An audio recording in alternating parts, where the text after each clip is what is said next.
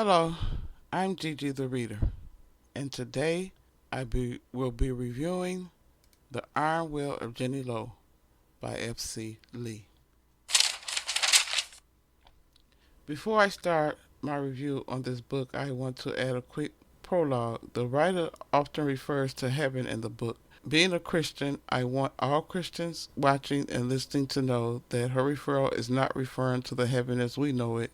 It is a fictional heaven that only pertains to her story, a fairy tale type of heaven. The story is about a fairy tale characters and their heaven, from demons trying to enter this heaven, from the planes they live on, and also the main characters keeping the demons from entering Earth from those planes. With that being said, I present to you The Iron Will of Jenny Lowe. Jenny is a high school student, and she's assigned as something called the Great Divine Guardian. She's in charge of a weapon once owned by Sun Wukong, the Monkey King. Jenny is speaking to Uni, her close friend. Quentin, her boyfriend, is also assigned to something called the Sun Wukong. A Sun Wukong is a person who acquires a supernatural power through Taoist practices. Jenny is discussing Chinese demons with Uni. In this story, you'll be hearing the word Yao Gai. Yao Gais are Chinese demons. The conversation evolves into Quentin, a son of Wukong, and Jenny being an item together. They're hooking up. We find out Jenny and Quentin, a son Wukong, can shapeshift into clones. They are all high school students. In chapter 2, a classmate, Jenny Ralston, makes Genie team captain of the volleyball team. Genie is upset because she doesn't want to be team captain. She didn't want the responsibility. She complains to her boyfriend Quentin later. They walk into the woods and meet up with the goddess Guan Yin. They walk inside a portal there, where demons, orcs, and goblins live.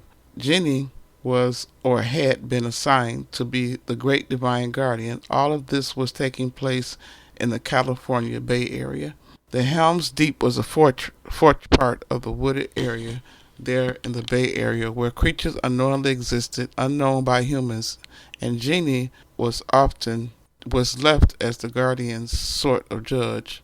Helm's Deep was like a courtroom where the creatures meet with Genie. They brought their problems, fights, and arguments to her to settle. It was a small demon / supernatural community that Genie was judge and jury of. As she listened to and settled disputes, a large Yao Gai, or demon, walked up to the podium and stated, "Hear me, I am Yellow-Toothed Elephant, and I declare to you that the so-called Shohashin to be unworthy of deciding our fates on Earth. You operate under a false mandate. It's perverse that a human should govern Yao Gai. I will end your reign of terror, harlot."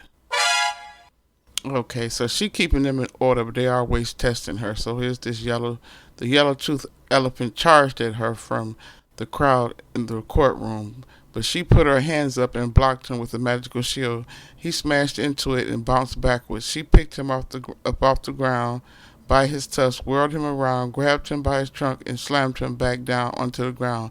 She then looked at the rest of the demons and asked, "Anyone else want to call me names?"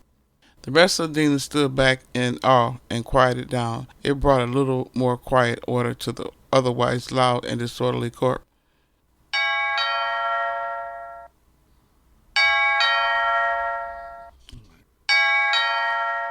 Okay, that's probably my co-narrator who's always late, Shaquita The Fairy the Bees. Hold on one second, excuse me. Just a minute, here I come. Stop ringing that bell like that, Shaquita. Why is you so late? You always late. What's wrong with you?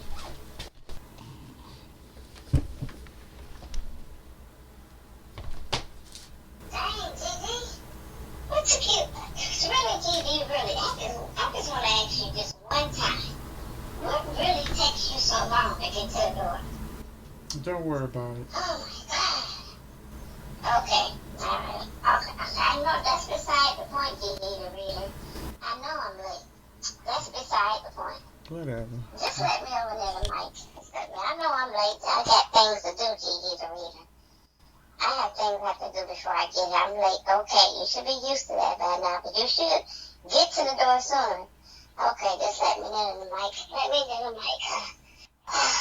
Okay, what is this now? We have the... What? What's the name of this? Oh my God! If you weren't late, you would know. The Iron Will of Jenny Lowe. Yes. Wait a minute, Gigi the reader. Isn't there a book out called The Iron Widow? And what? What? And this is the Iron Will? Yes. Okay, so what is this? Where did you get this book from, Gigi? Don't worry about it. I got it from the Dollar Tree. The dollar store? You happened upon this book at Dollar Tree? Yes. And So this is what it's come to, Gigi. This is what it comes to. We getting books from the Dollar Tree. mm-hmm. I mean, I guess there's nothing wrong with that. But okay, but it sounds like a knockoff to me, Gigi, the reader, because this book so far we see is about a girl just in charge of a bunch of demons that's being confined to one part of the earth, which is a small forest outside of where she lives in California. And it sounds kind of familiar to the Iron Widow who was sacrificed herself to fight in a battle against the robots that will try to break into the earth. Yeah, it's a flyer. So I guess this what it's come to. We getting knockoffs. Not a We getting a knockoff. cheap knockoff. Oh God. Okay. All right. I'm not to say that it can't be just as good, but we're gonna see now. We're gonna see. And I know there's a non-profit organization over here at Gigi the Readers channel, but okay, it might be good. It might be good as the other book. Okay, so we're gonna see how this Dollar Tree version of the Iron Widow goes. Now wait. Go. Get away from my mic. This is not a. Let's Oh, your mic back, Gigi. I am. I'm just giving my assessment. I am Shaquita The Fairy. I'm giving. Take your mic back. I will. Okay, wait a minute. Wait, Gigi. Okay, I'm just giving my assessment. Okay, I am Shaquita, the narrator, the fairy to be narrator here, and I'm just giving my assessment. Okay, we gonna see if this iron, the Iron Will of Jenny Lowe, it was just as good. Not saying this is a knockoff, but it could be just as good as the Iron Widow. But we gonna see. Okay, continue on. Okay, first of all, this is not a knockoff. And there's similarities between this book and the other one, where in this book, Genie is her job is to keep these demons confined in one spot so they don't spread across the earth. They have to be confined in this forest near her and the California Bay where she lives, so she has to that's her job. So it's similar to the one where it might be some similarities with the Iron Widow. I think this woman who I never read the Iron Widow, but she's in the Iron Widow has to take robots out in space and fight demons. But this is just as good. This is not a Dollar Tree version of the Iron Widow. I'm sure this book, The Iron Widow of Genie Lowe, is just as good and then probably better than Iron Widow. So continuing on. In the next chapter, Genie is nearly done with her daily court session, appearing and settling cases and complaints of demons who lived in the woods. The one last court complaint was some old gray-haired demon or Yao guy named the Great White Planet. Guan Yin and Quentin already knew him. He introduced himself to Genie. He wasn't there for a complaint, but there to grade and judge Genie on how she was doing on her job and assignment as the Divine Guardian, or Shohashin, and report it to the Jade Emperor. and the Jade Emperor was the king of heaven, of the heaven in this book. And he wasn't a demon. The Great White Planet wasn't a demon, but a god like Guan Yin. They thought it would be wise to chat over tea at the coffee shop before he graded her work and sent a report back. Their conversation led him to telling Genie everyone will be replaced if they're not doing their job well enough. You can be replaced, I can be replaced, hell, the Jade Emperor can be replaced. The Great White Planet shared misgivings of the god, the Jade Emperor, saying, so far he's done nothing about the massive demonic energy that's been gathering in the cosmos. Genie asked where was this demonic energy. He said in another universe called the Blissful Plane. The demon energy was growing stronger by the hour, and Earth at some point may be in danger. This mighty dragon, our Guang, has been dispatched by heaven to containing the demonic threat. What? Wait a minute, this might be getting good now. We just knock off Dollar Tree version of the Iron Widow. That's what it is, Gigi. It's a knockoff version. But remember, Gigi, what month is this? What month is this? We gotta represent the month of October and Halloween, Gigi the reader. This is Halloween. We gotta have some kind of spooky. Now, I just said that it's gonna be a dragon in here. The Ao Guang. Is that a dragon? I mean, we gotta bring the spooky. This is the month of Halloween. This is October. We gotta bring the spooky. Here you come with this Dollar Tree knockoff version of another book. We gotta bring, but it looks like it might be getting good now, Gigi. We might redeem ourselves with this Ao Guang character, this dragon. Okay, maybe it's a dragon. Okay, but we gotta spice it up now. We gotta bring the noise.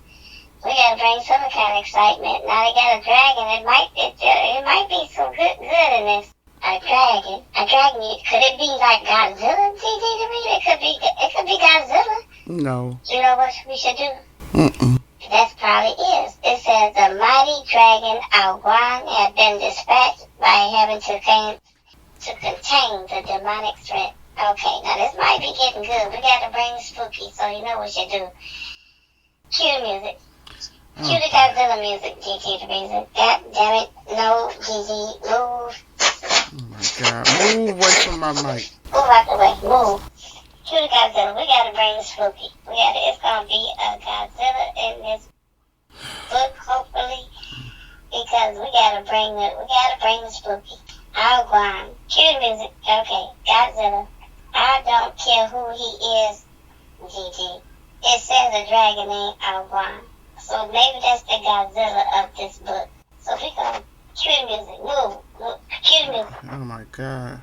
Don't hit that button. I'm not playing with you. I'm not playing with you, Shaquita. Don't get away.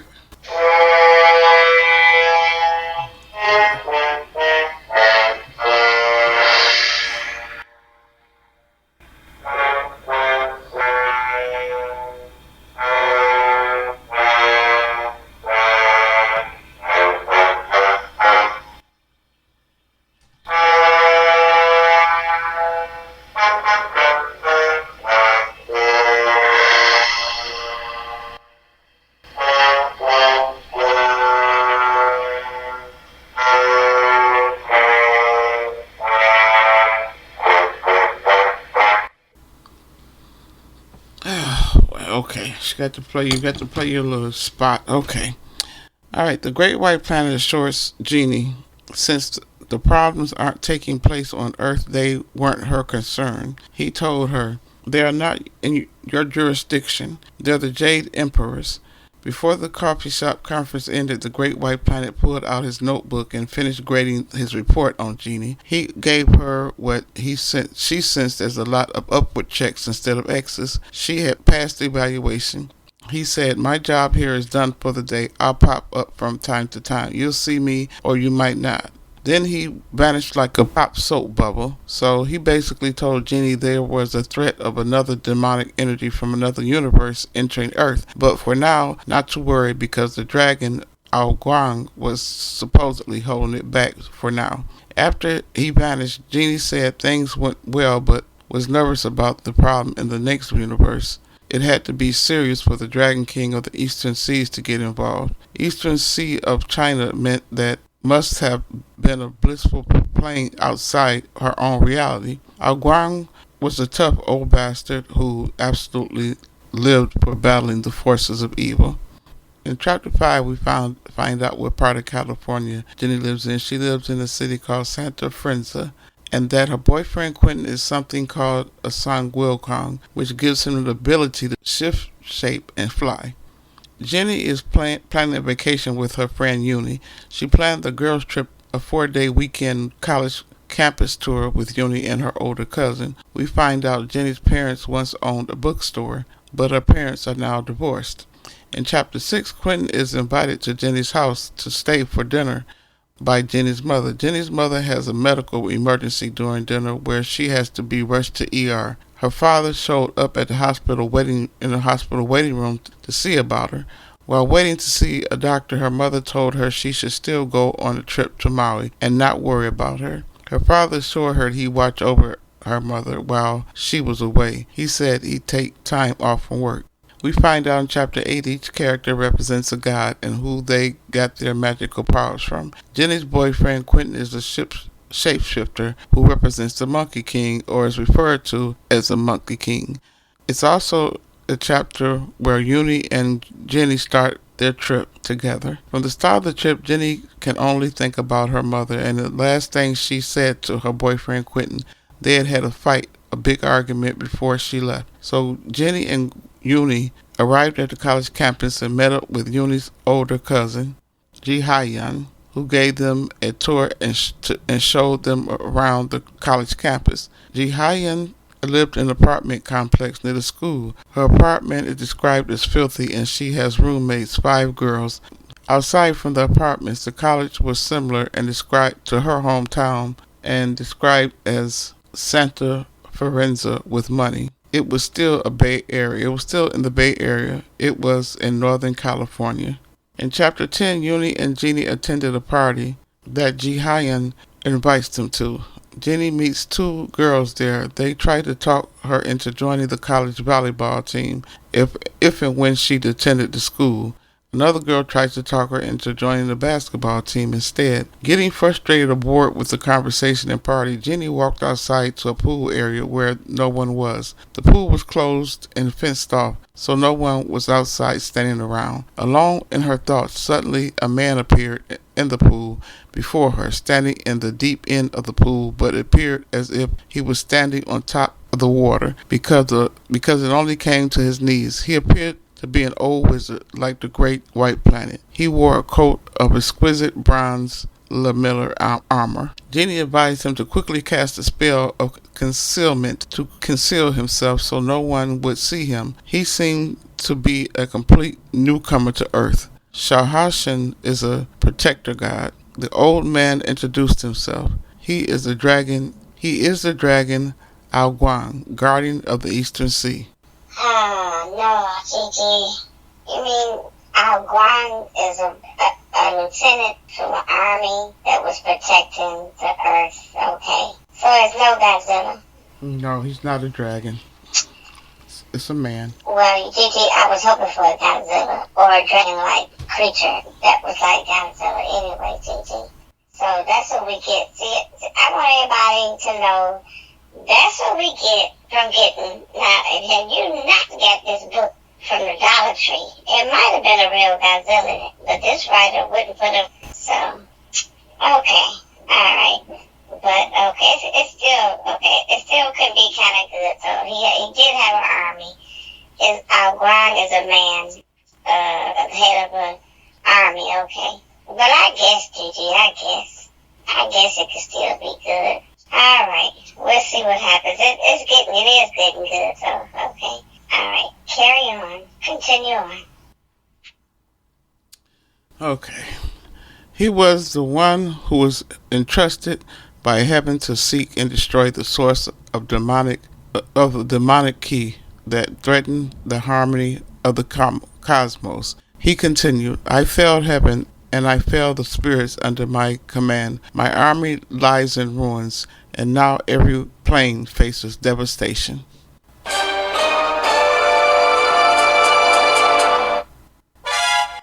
It was Genie's worst fear. The old Chinese general was threatening suicide by holding his sword to his own throat. He said his army was defeated by invisible forces. His army couldn't see a thing. They were attacked by what seemed to be something called a Yin Mu, an invisible monster, an unseen devil. He had to gather his few survivors and in his haste open up a gateway to earth. He said, "I beg your understanding and forgiveness." Genie reassured him he did well. He said, "Thank you from one guardian to another. Thank you." As she continued to speak to him about where to find a place to take care of his remaining soldiers, he suddenly shouted to the pool, "Emerge, General, lieutenants, and soldiers." Out of nowhere, his soldiers started to spring up out the water, left and right.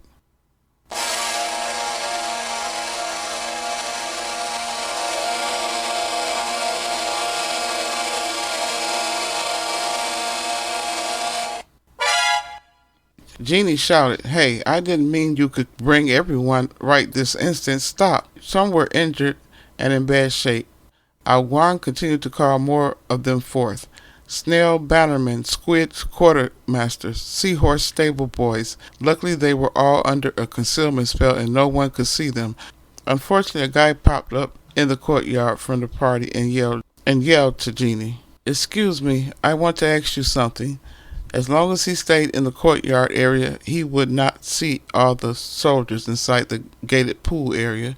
Luckily, Guan Yin showed up just in time and teleported the soldiers to another location as the guy walked towards her. This was serious now. The fact that a dragon general of heaven got wrecked so badly meant the demonic threat from the great white planet mentioned was existential. A portal to Earth had been opened and now Earth was in peril.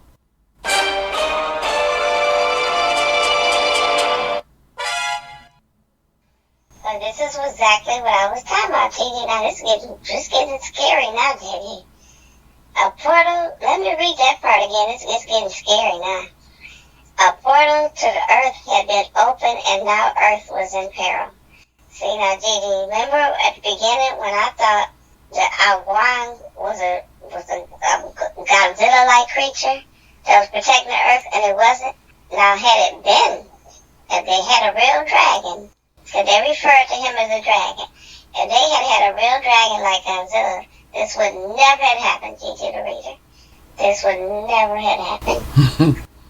It would have been a portal, and he would have Godzilla would have whipped all them demon, demonic energy, whatever they talking about, and he would have met, but no, there is no Godzilla. So now the earth is in peril. Wow. So can I still play the Godzilla music? No, we already played. Come on, Gigi, let me play the Godzilla music. No, one more time, hit that button. No. So if they had a Godzilla, this wouldn't have happened. Or maybe this had not been a Dollar Tree book. I don't know. Gigi the reader. Here we go. You know what? Okay, all right. It could still be a good book, even if it is from a Dollar Tree. Okay. Anyway, cue the music. No, I told you. Keep this Godzilla music out of my stories. No Godzilla in the story. Get away from my mic.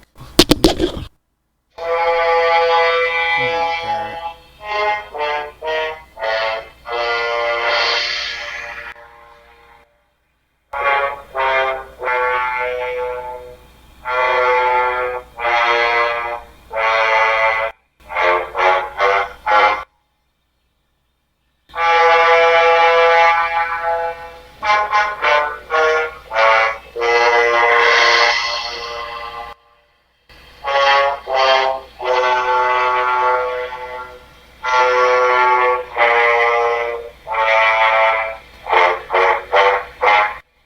Alright, so Guan Yin had brought Quentin along with her. He was there and already mingling in sight with the partygoers. The next morning, Guan Yin brought Genie and Quentin to a meeting in a building off campus into a conference room. Quentin brought them up to speed on everything that was happening. In brief, Quentin informed them by saying, "The armies of heaven have been defeated. There are circumstances so dire that a conclave of the gods is necessary. The last one was a millennium ago. We are on high alert here."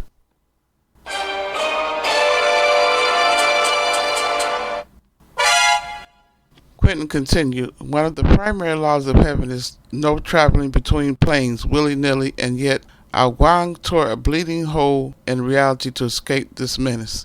Guan Yin was making a phone call while he was talking to Genie. Finally, she got the one person on the phone and put it on speaker. Guan Yin was calling someone she referred to as Mama. She looked at Genie and said, "The Queen Mother of the West, not my actual mother." The Queen Mother lived in a place called the Heavenly Palace. The great white planet called the telephone-like conference meeting into order. He announced the meeting was about the Dragon King of the Eastern Sea being defeated. Ao Guang was guilty of dereliction of duty because now the demon was moving and shifting between Blissful Planes closer to heaven, with Earth laying directly in its path.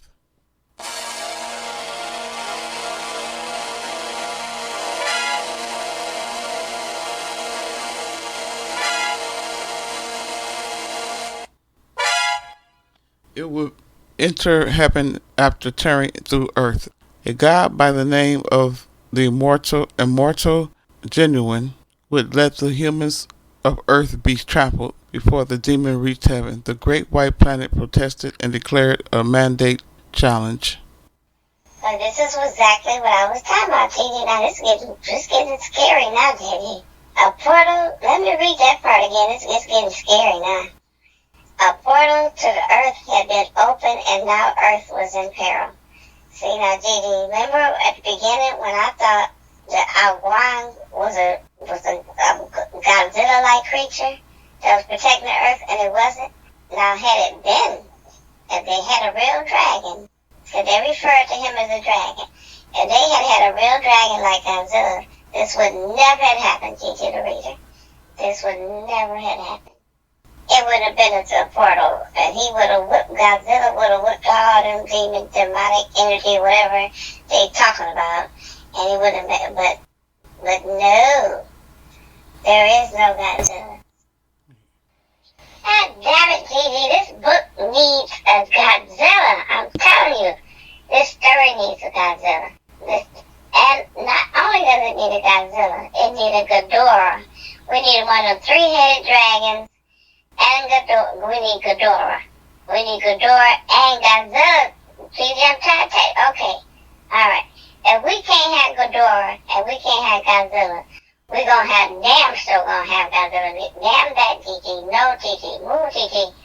Cue the music. Cue the music. At least we had a Godzilla music. Damn it. Cue the music. Cue the music. Damn it. Move, Gigi. I'm going to cue this. Here we go. The co-narrator, Gigi, and I say if we can't have the monsters to protect Earth, we gonna have the music.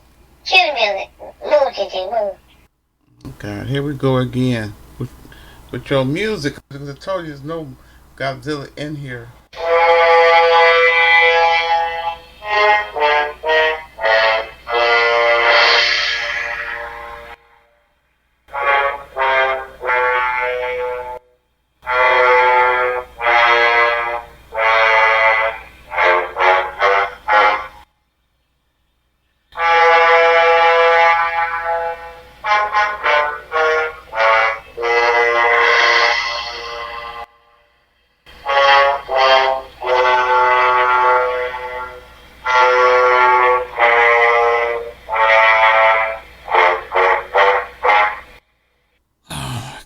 Okay, so when Genie asked what a mandate challenge was, Quentin explained the great white planet just called out the Jade Emperor for not handling his duties in a time of crisis. He's declaring that the throne of heaven is officially up for grabs. Okay,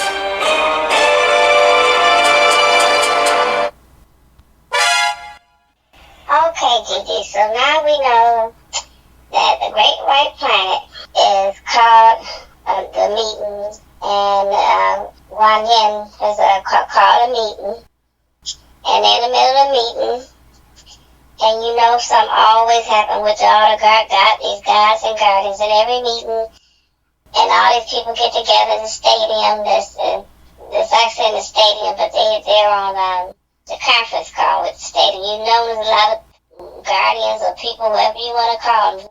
When all the people get together, you know, a fight gonna break out, a big argument.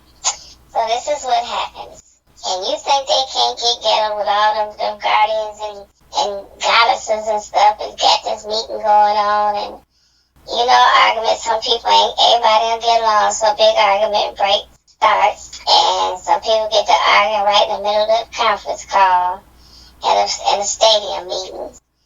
And some people done met up, and it's just a hot mess. It's always a hot mess with a large group of people. Gigi the reader, it's gonna be something all the time. Yeah. And even in the middle of a meeting, you know, a conference meeting ain't gonna just go smooth all the time. I guess. And guess what else, Gigi? What? Guess what? I got a recording. That's right. I got a recording of a fight. There was a little small fight that broke out. And we're just going to play between a goddess, one of the goddesses and one of the guardians that broke out. I'm just saying, Gigi, I got the tea. I'm the co-narrator, and I got the right to play my recordings. And I don't have to reveal my sources, Gigi the reader. But here it goes.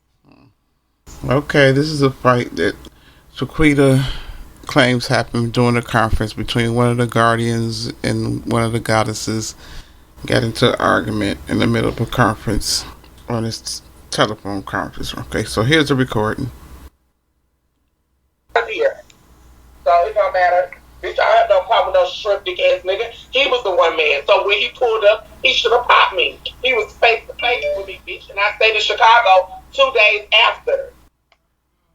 And then you nigga, you a whole nigga talk about what you would do to a trainee, but you had to bring 4 people for me. Cause Tammy definitely wasn't gonna do shit. So I know you weren't worried about her. So you had to bring 4 people for me. Yeah, bitch. Why the fuck you didn't put your hands up when I was around you, bitch? I put a dirty heel in your face. I've been along this motherfucking week, and when I see you, I'm gonna beat the dog to that too, bitch. I'm gonna beat the dog to that too. You scary ass motherfucking nigga. You wanna fight a bitch, but when I was on your ass, you didn't have that motherfucking energy. Fuck nigga, shut your lame ass up. Big lame. I'm gonna beat that wig up off you, bitch. I'm gonna beat that motherfucking wig up off you. You scary ass bitch. Bitch, you got $20 to your hotel like police, bitch. You ain't about that motherfucking life. You scary ass, funky ass, bad bitch. Shut your bitch foot ass up. You talk that nigga like some pirate by the motherfucking Caribbean, bitch. You dirty ass motherfucker. Your mama with her fat ass, bastard. Your motherfucking mammy hoe, bitch. Your motherfucking mammy, bitch. And they really can't take. So they gotta call for help. People really can't take, and they know they can't have it with me. They really know they can't have it with me. So they always have to call for help. And that's all they really want to do is read and yell. Okay. Alright, that's enough of her recordings. Okay. So the fight started and was over.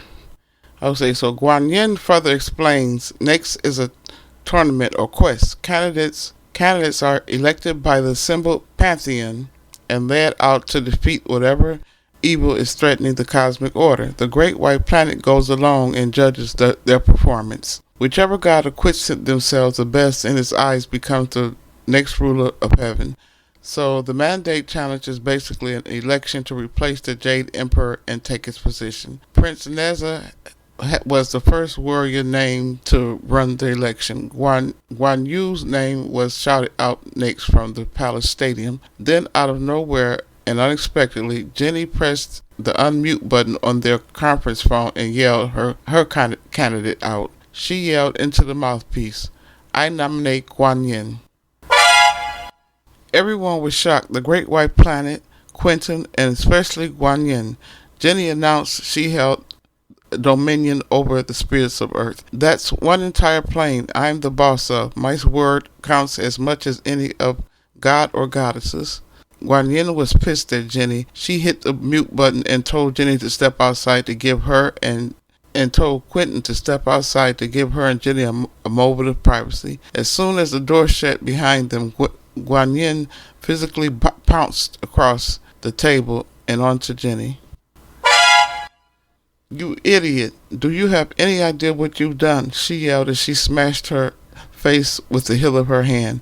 Jenny responded, "You're perfect for the job. You're competent, strong, and most importantly, you give a damn. Why would I not want a ruler of heaven? I can understand." Guan Yin replied, "They don't want me. Why do you think I spent so much time on Earth? They don't want me up there. You heard how they reacted." "Okay, I'm sorry for not checking with you first. Call the other gods again right now and tell them you don't want to be part of the mandate challenge," she retorted. "You know if I'm stuck in heaven, I won't be able to babysit your dumb ass on Earth." Jen replied, "There's no one in the world or the next who should be in charge of heaven more than you." At that, Quentin entered back into the room. His demon detecting alarm earrings were ringing. He chimed at both of them. "If you're done with whatever you're doing, someone's about to be eaten." Quentin's earrings went off whenever a demon got really close to a human. Quentin and Jenny raced back to the college campus in search of Uni. They detected she was in danger. They headed to Jihyun's apartment.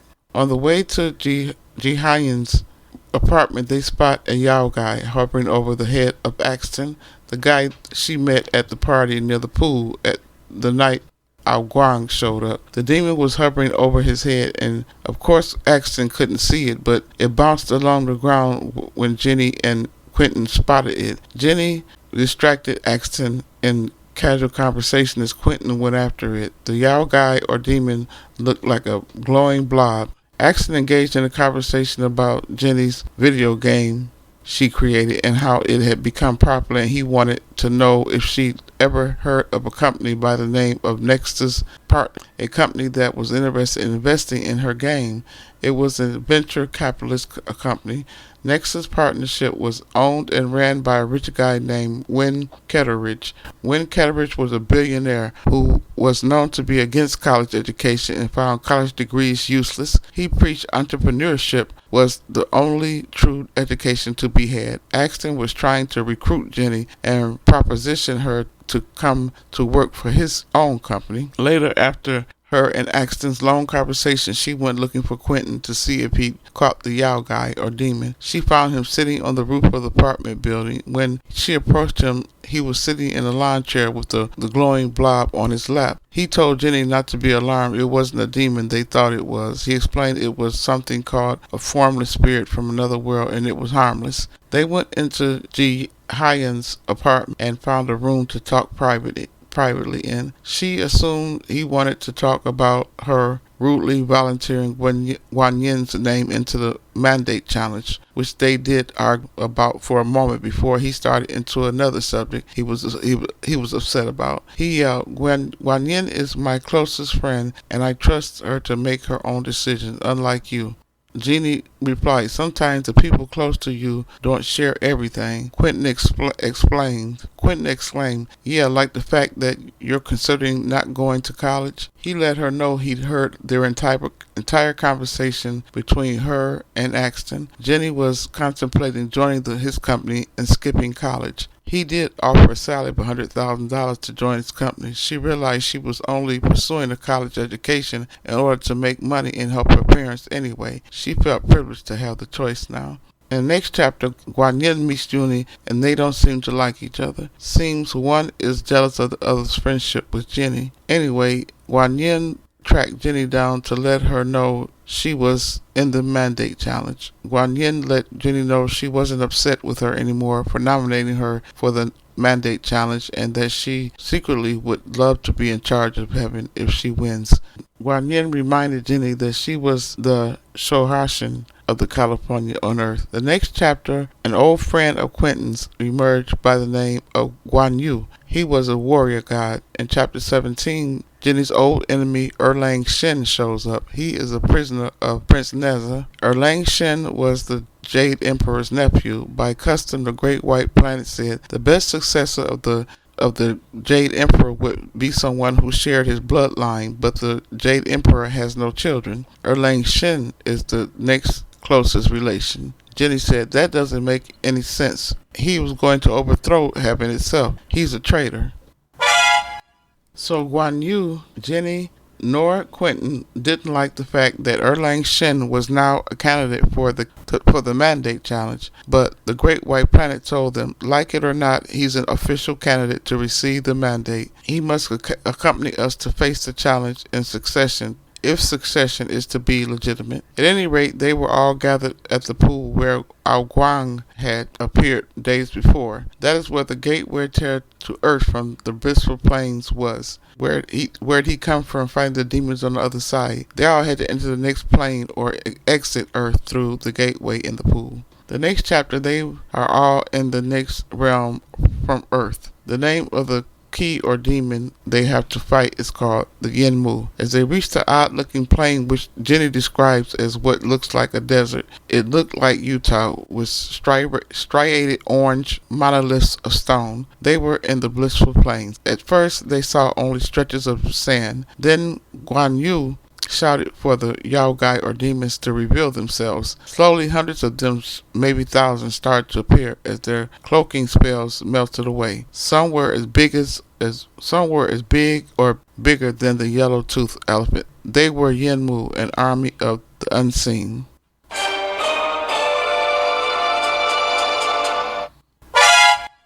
As Jenny, Quentin, Prince Naza, Guan Yu, and Guan Yin started to fight and charge at the army of demons, Jenny noticed something about them. They were all injured, severely injured from a previous battle. She thought they weren't the Yenmu. They were fleeing the Yenmu. Jenny, with her growing ability, stopped everyone in mid-charge by changing herself into a giant size. She jumped ahead of everyone, planted herself in the middle of the charge, and yelled, "Stop!" She spoke to their leader. The leader explained and confirmed what Jenny expected. She said they were trying to escape the Blissful Plains. They heard a rift had been torn where Ao Guang's army had escaped through to Earth. So wow, all these demons can get whooped and running for cover for another stronger demonic force? Wow. So where's the Yenmu? The Yenmu must be badass. If you whip the whole army of another group of demons. Wow. So this is getting really scary now, Team TV. And they done got whooped and they trying to escape. This is not the real Yenmu.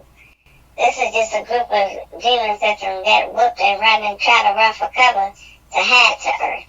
That's not the real Yenmu. Wow. Right. Well, I hate to see the real Yenmu then. Wow, this is scary now. You know what, Gigi? I got one thing to say. Oh, boy, here we go. Yep. Cue the Godzilla music, because we need a Godzilla and we need a Ghidorah. Cue the music, Gigi.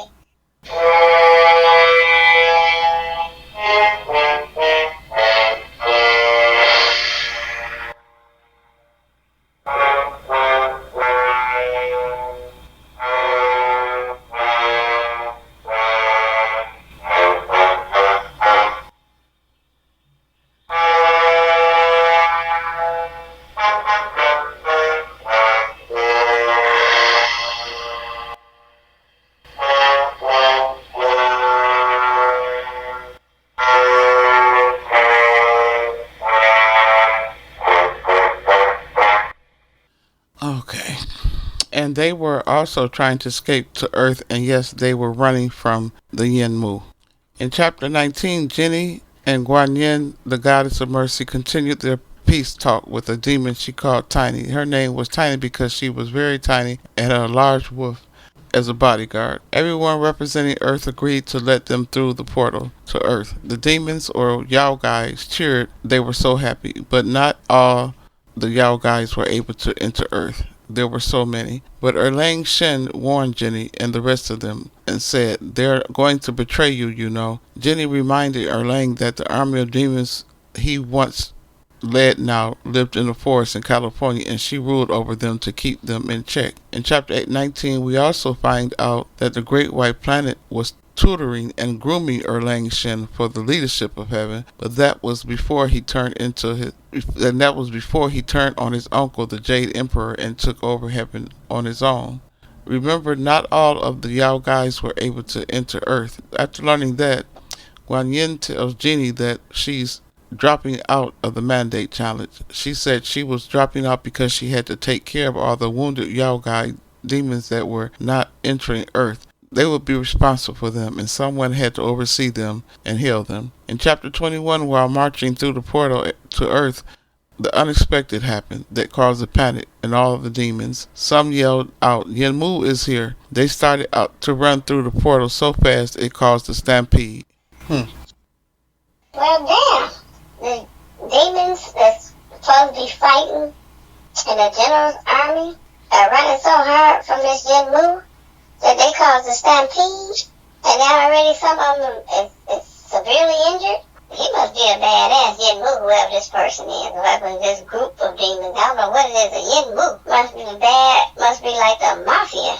They coming for them. Anytime they catch them, the army, they're supposed to be fighting. The army demons until they wait, it took a whole ripped a portal into Earth running from them. Ooh-wee.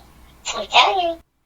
If we don't have a Godzilla in this story, Gigi, we need one, some kind of monster. I don't know what they're gonna do.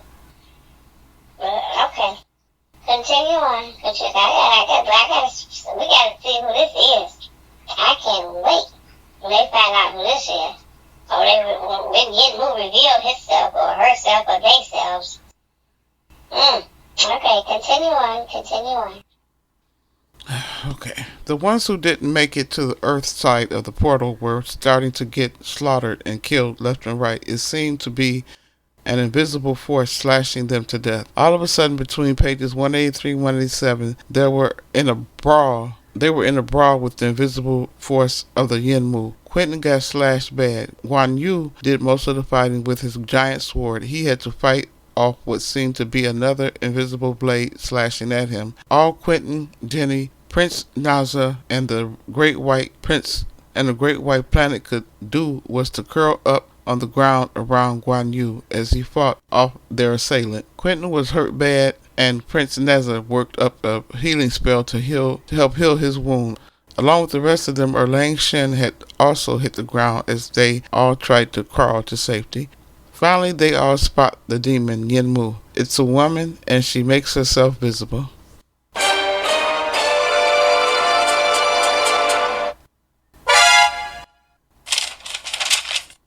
Okay, page 188 describes her from head to toe.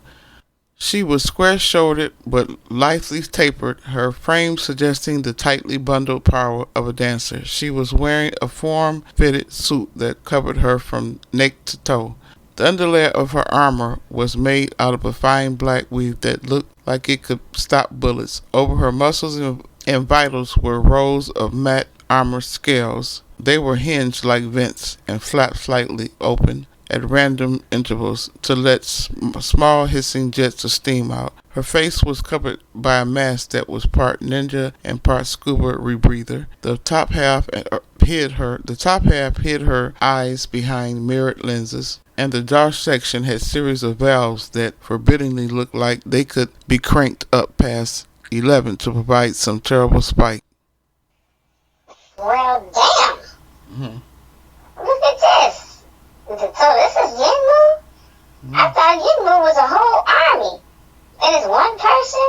A chick? What's her name?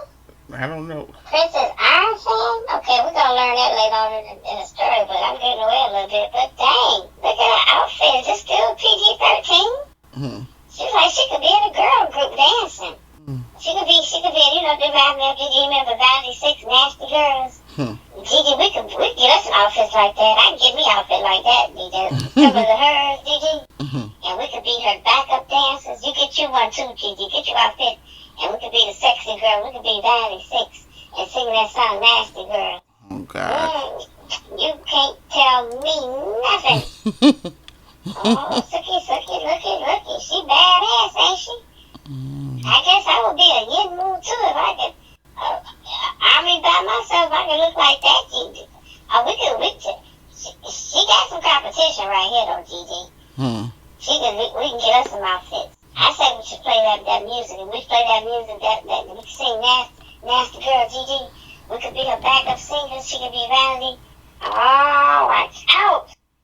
You know, let's cue the music. Let's play the music, the nasty music, nasty girl music. Come on, come on, Gigi. We're gonna cue the music. Cue the music. Get away from my mic. Come on now, let's play nasty girls. Cue the music.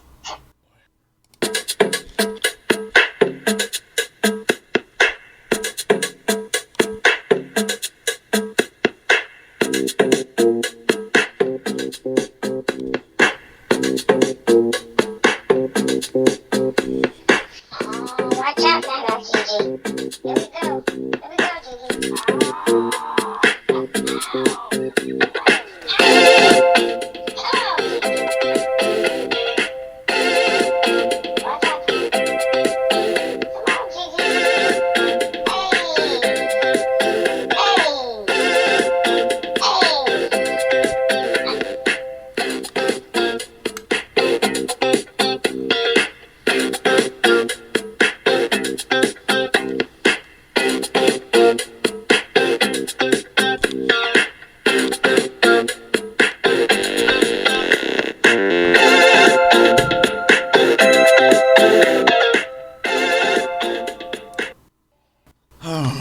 You're so silly. Alright. Now that your dancing is over with, okay. Okay, so continuing on. Who are you? Genie yelled out. Why are you doing this? There was a moment of silence during the standoff between the 6 fighters and the woman who was the Yin Mu. Finally, the woman unlatched the metal mask she wore, revealing her face. She's described as beautiful. As soon as she showed her face, Erlang Shen yelled out in desperation, "Take off my restraints." Quentin quickly broke the locks off, freeing Erlang's hands. Why did you do that? Jenny yelled to Quentin. Because we're going to need help. That's Princess Iron Fan, he said. Who's that? Jenny asked. She's Red Boy's mother. She's part Yao Guai and part weather system, meaning she was very strong and had strong powers. Guan Yin threw up a magical protection shield around them. She then said, I'm going to need you big strong fighter types to think of something quick. I can't hold this forever. It wasn't long. In a few minutes, Princess Ironfan broke the protective shield, sending it flying into shreds. It went flying into shreds into the air, along with Guan Yin and the rest of them.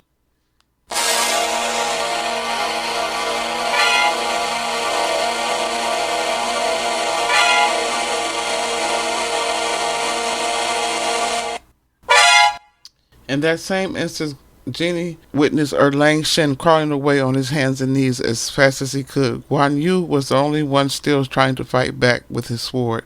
Then Prince Nazar magically formed a spear out of thin air to charge her with. Princess Iron Fan started strong winds to blow. She blocked all of Guan Yu's laser blades that he sent towards her. They were all sucked up in her whirlwind. Jenny was slammed forward and backwards against the side of a clear cage of air. She rattled like a bug in a jar. Princess Ironfan caught Prince Neza as he was flying through the air, and he asked her, "What do you want?" "I want the strongest, and it is not you," she whispered. With both eyes, she blasted Neza at point-blank range. The young god was completely enveloped by the vortex of clouds. Dang, Gigi, he killed Prince Neza this day easy? She just looked at him hard with a stare. She looked at him and snapped him out of existence. Yep. She said, "I want the strongest, and it's not you." Then next thing you know, she says, what did she do? She killed him. With her eyes, she blasted Neza at point blank range. So she just killed him with a look, with a stare. She just stared at him and killed him. Gigi. Mm-hmm. Wow. Looks like they, okay. So they killed Prince Neza. He didn't last one hot second. Alright. Okay, continue on. Okay, so then the prince... So then Princess Ironfan snatched Guan Yin, the goddess of mercy, from the whirlwind of air. She pulled her close. Fearing for her friend Guan Yin and the rest of her friends, Genie shouted out to her, "I killed your son. Red Boy's your son, right? I'm the one who ended him." Princess Ironfan grabbed Genie and pulled her closer. Right when she was about to stab Genie with a whirlwind object, something hit the princess that stopped her. It was a gust of wind. Then there, hovering over her, was none other than Erlang Shen, the rain god.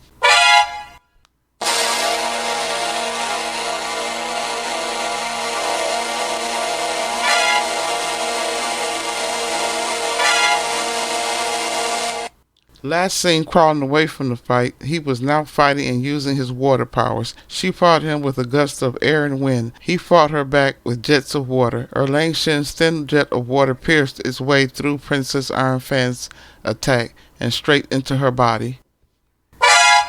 Then the demon exploded with enough force to knock Genie out. Erlang Shen had killed Princess Ironfan. Genie in the next chapter was getting her bearings after the explosion knocked her into a mountain. She had been dumped in next to Erlang Shen from the explosion. Now, by the rules of the mandate challenge, Erlang Shen was the new king of heaven.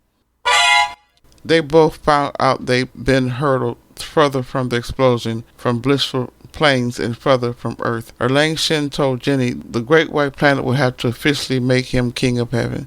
He also told her, even though Princess Ironfan was the Yin Mu, he thinks there's something still floating around bigger and more dangerous than her. For now, Genie and Erlang Shen have to find their way back to Aoguang, Guanyin, and the Great White Planet, and Quentin, and back to the Blissful Planes. While on their journey together to find their way back to the Blissful Planes, Erlang Shen shared a secret with Genie. He told her he used to have a third eye, a real physical third eye in the middle of his forehead. They gave him a great powerful gift to see the future, but one time he had to help and advise his uncle, the King of Heaven at the time, the Jade Emperor. When he tried to advise him, his uncle took it as an insult and ripped his third eye out. Erlang Shen told Genie when his uncle did that, he not only hurt him, but he hurt humanity, the gods, and cheated everyone out of a perfect future.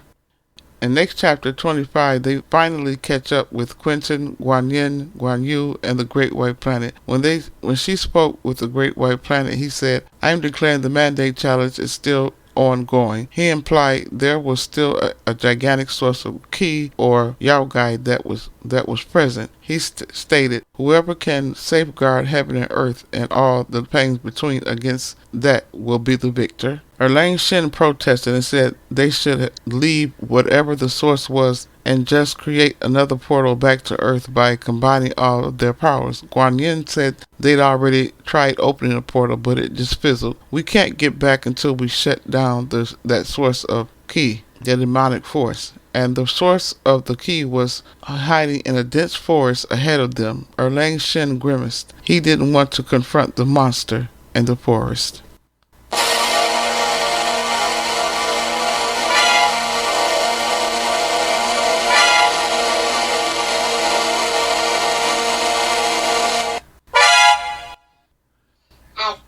Gigi, I told you it was a monster. Right there. Didn't I say it, Gigi? Didn't I say it?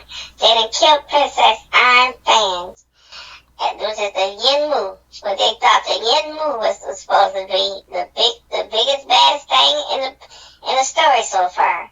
But not if I told you they say monster. They have used the word monster in this book on page 220.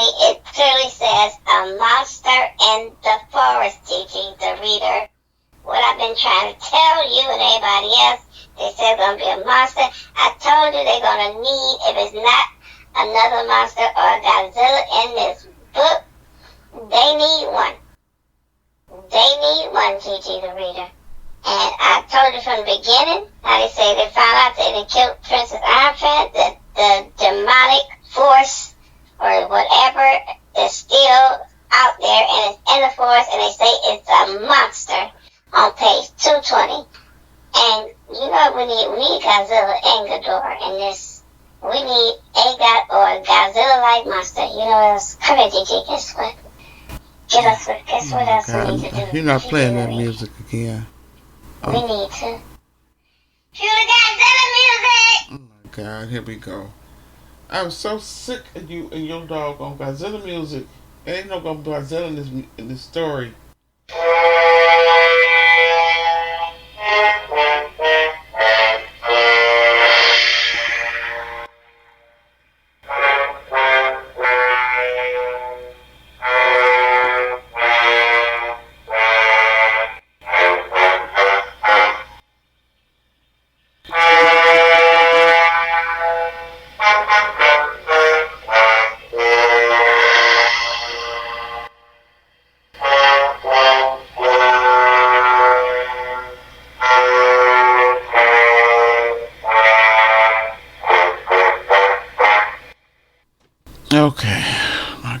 Okay, so anyway, Guan Yu complimented Jenny on what a great protector of California she was. Jenny replied, "But I didn't tell him that California was jacked up beyond my control."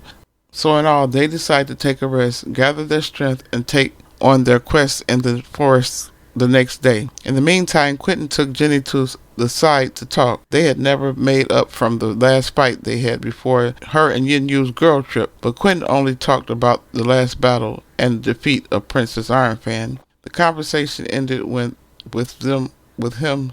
The conversation ended with him telling her, "You should get some sleep." But oddly, he turned and slipped into the woods, disappearing behind the trees. Genie yelled out, "That's not safe, Quentin." She went after him, searching for him. Oddly, she found him in a clearing, and they kissed and made up. The next morning, they awoke with a startle. Quentin's demon detecting earrings were buzzing, meaning the last area they left on Earth, the college campus, and that was the last portal that it was open, which when the demons were running from the Yenmu, from Princess Ironfan, before they fought her. They had to get back to Earth quick, but they had to make it through the forest first, and through the key, the Yao Guy, the great demonic force. So they started off into the forest, firstly by letting Guan Yu slice through the dense foliage and trees by swinging his sword and clearing a way for them to run through.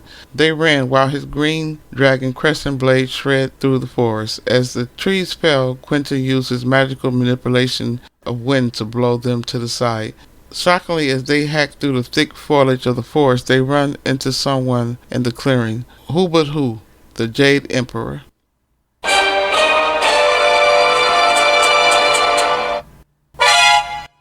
He looked worn out, tired, and gaunt. His once brilliant robe was in tatters. His nephew Erlang Shen responded to seeing his uncle with uncontrollable laughter. He said it was his uncle all the time who was the big threat, the fierce demonic force that they'd been searching for. After that, he immediately tried to kill his uncle. The Jade Emperor cast a spell suspending everyone in a catatonic state. Only Erlang Shen was able to move towards him. He grabbed his uncle and tried to stab him, but his uncle grabbed the sword and disintegrated it in thin air. Then he grabbed his nephew Erlang Shen by his throat and began choking him. Then he said, "You ingrates have no idea what I do for you. You mock me when you think I'm not looking. You spit on my commands. And the first chance you get, you try to replace me, just when I knew you would. I counted on your treachery. You're nothing but children, grasping, unweaning, overweening children." He shook Erlang Shen like a doll and said, "How did you manage to work your way out of hell and into the mandate challenge?" He then crushed Erlang Shen's neck and killed him.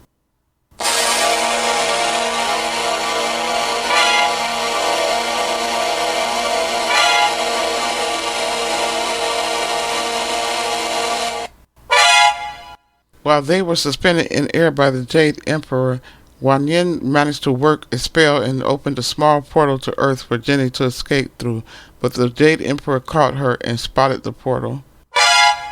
When he spotted the portal, he walked over to Genie and taunted and teased her, telling her he might let her go through. He peered inside the portal, laughed at her, and asked, "Are you going back to Earth?" She said, "Yes, but you first." Then she pushed his head inside the portal. The portal snapped shut, leaving the rest of his body on their plane.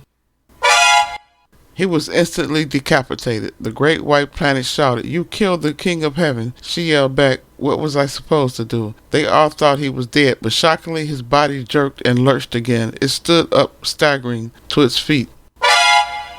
His shaved off neck tilted. At the surface of his wound of his neck were reconstituting themselves cell by cell. The Emperor's nose, ears, eyes, and skull started to reform. It grew back from the foundation upward. Then a team of tiny bricklayers. Every god had a gift, and the Jade Emperors was cellular regeneration, self-dominance.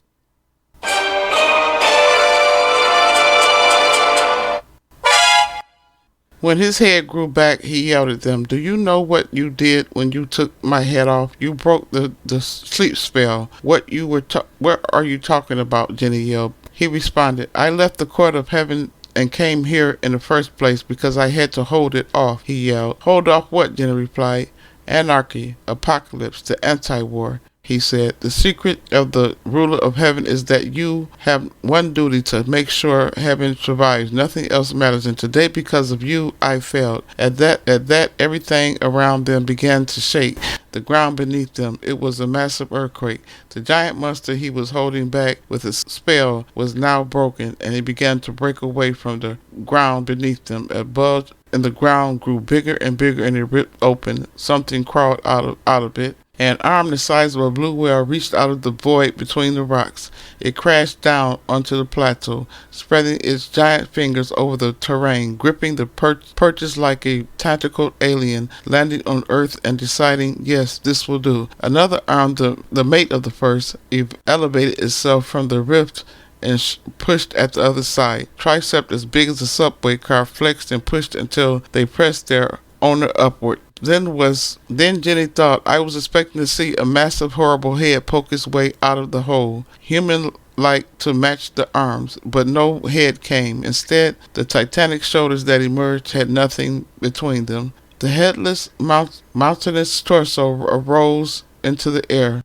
a tectonic act, a new range forming until it paused, seemingly stuck by its waist. Its pectorals blinked. They blinked like eyes, right where its nipples would have been. The skin on its chest folded rapidly in the unmistakable pattern of a pair of eyes adjusting to the light. The great white planet whispered, it's a primordial, a Ching Tian, a Ching Tian. The Jade Emperor said, the embodiment of resistance, the destruction that constantly lurks behind the veil. It cannot be fought to any end. When it rouses, it can only be appeased and suppressed, as it has been for eons by the holder of the mandate. I originally came here to reinforce the wards that keep it from tearing through the boundaries of heaven and earth and obliterating the universe. So we find out the monster's name is Ching Tian. It cannot be killed, only held at bay. At that, the Emperor stated he could only reinforce the wards to keep it from tearing through the boundaries of heaven and earth and obliterating the universe. Its navel was the mouth of the monster, and it screamed at them through its navel mouth. The great white planet yelled, run, we have to run. The Jade Emperor laughed and said, where? Now that it's awake, it'll pull down the walls of the universe. The great white planet said, anywhere but here.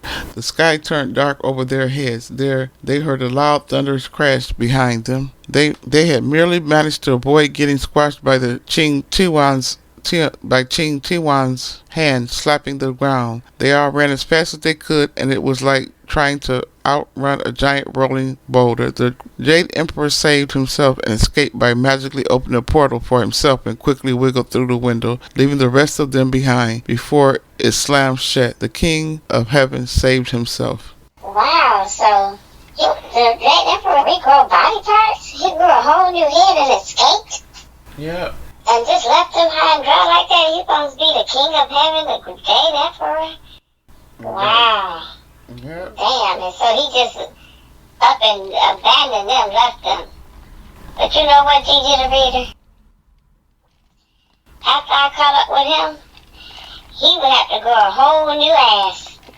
Oh my goodness. Because I would kick his ass, because how the hell he's the one that's supposed to be the protector, and it was his broken spell that woke the damn monster Ching Tian up. Ching Tian got woke up because his spell was broken. He's supposed to be the king, Jade Emperor. He gonna just leave him high and dry. Gigi, I would not have it. He would have to grow him a whole new asshole, a whole new ass, Gigi. When I caught up with him, I know he gonna run away from his responsibility. He supposed to been the man, so he just left him high and dry.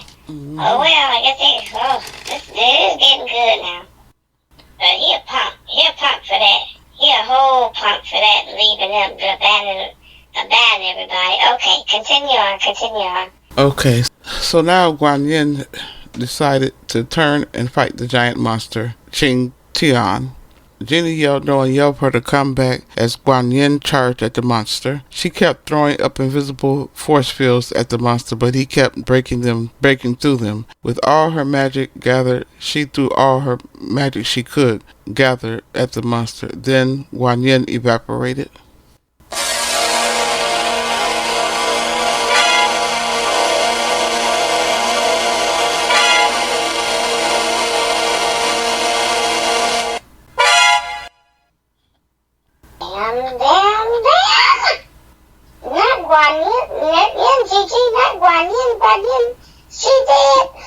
Yeah. Well, okay, where we at in the story now? Okay, the story is moving along, so now we lost Bonnie, but at least they took one for the team, Gigi.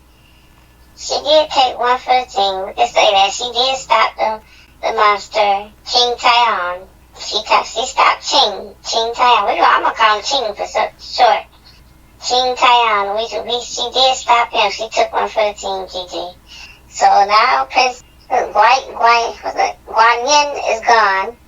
Gina's favorite person in the story is gone. She took one for the team. Who else died? When they lost Prince Neza because the Princess Iron Fan took out Princess Neza, but they did kill her. So, and Erling Shen took out Princess Iron Fan after he took out Prince Neza. Okay, so where we at now? So, I'm not going to be able to play the Godzilla music. I was ready, Gigi. I was ready to bring in Godzilla with Rodan, Gador, and the rest of them, Gigi. You know it would have been on site if they would have seen that damn Ching Tian. If they would have seen him, it would have been on and cracking. So, with that being said, Gigi Dorita, I think I should be able to play the Godzilla, hit the Godzilla button one more time. I don't think so. Come on, Gigi. Oh, Come on, one more time. But this time it'll be a different version. It won't be the same one. It's going to be a different version. It's going to be the marching. It's Godzilla's marching music. Oh my God! Get away from my mic. I don't want to hear that again. Come on, what? It's one last time, Gigi. Come on, Gigi, Rita. Move. One last time when I hit the button. Move, Gigi, move. God, Move, Gigi, move. Okay.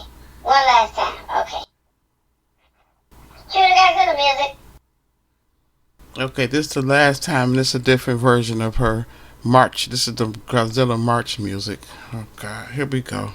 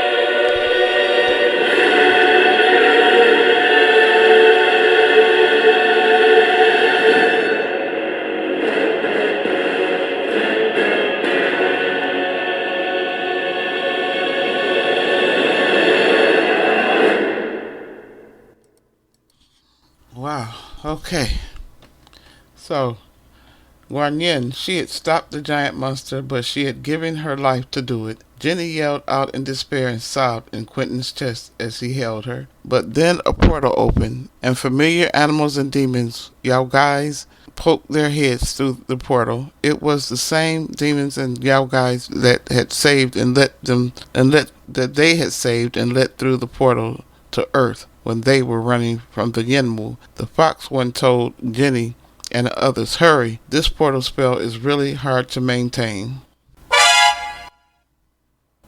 Back on Earth, they'd been dumped into an empty lecture hall on campus.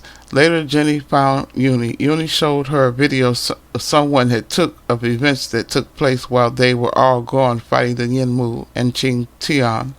The events of what Ao Guang's army that came through the pool had been doing. They had panicked and scattered everywhere across campus. They scattered into different buildings. Then the video showed Uni on a huge white horse, a stallion. It was actually Ao Guang. Ao Guang had transformed into a horse. The Guardian of the Eastern Sea had transformed itself into a horse. A student took a video of the entire event that night with his tablet, and Uni managed to steal it away from him. She was now showing it to Jenny. The demons had gone wild on campus. It also showed the demons were closing in on her and about to attack when she pulled out a scroll with magical words on it. A scroll that Guan Yin had left her. With the magical scroll, she got the demons under control, rounded them up, and calmed them down. So basically, Guan Yin left Uni in charge of Earth while she, Jenny, Quentin, and the rest were off to the Blissful Planes fighting Princess Ironfan and Qing Tian.